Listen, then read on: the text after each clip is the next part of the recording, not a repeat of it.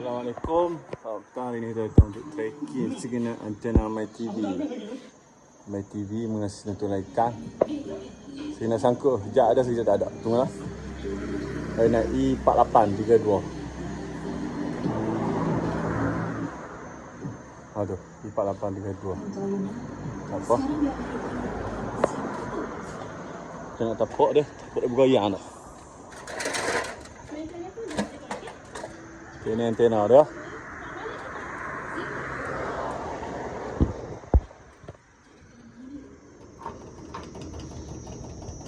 Bergoyang sikit ya.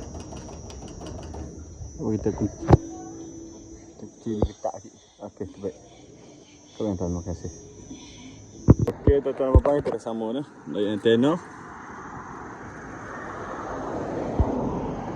Dari set finder pergi ke antena. Sat ada, sat tak ada. Sakit ke antena problem ni. 43, stand 25, dia tak statik kualiti 1%. Channel 45. Dah kualiti 1%. Sekejap. Kita try arahkan. Kita buka skru ni.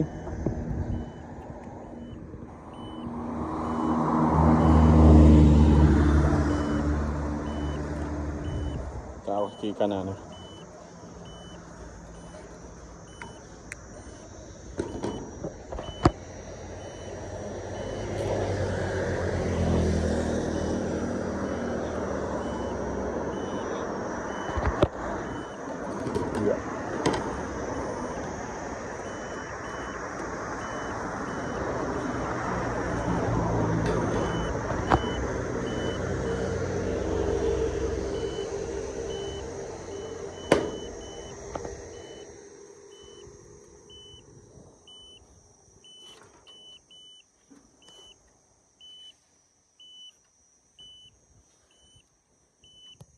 Start video kita tak update lah. Dia tak statik sekali.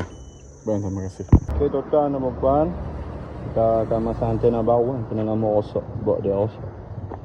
Buat dia rosak.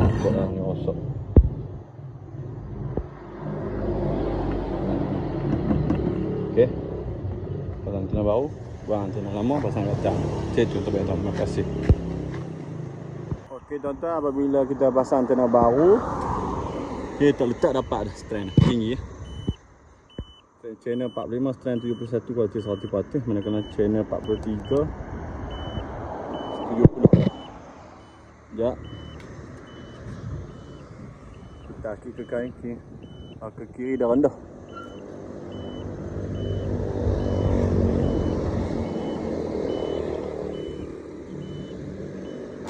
Kena tepat tadi tak? Tepat tadi tak?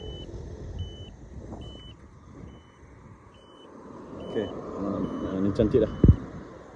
Strand 71 70 kualiti 100%, channel 43, manakala channel 45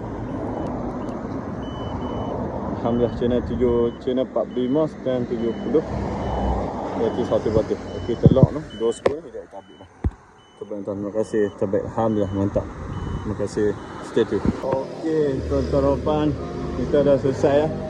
Untuk ujian awal ni kita tracking sekena antena MyTV itu sekena tak ada.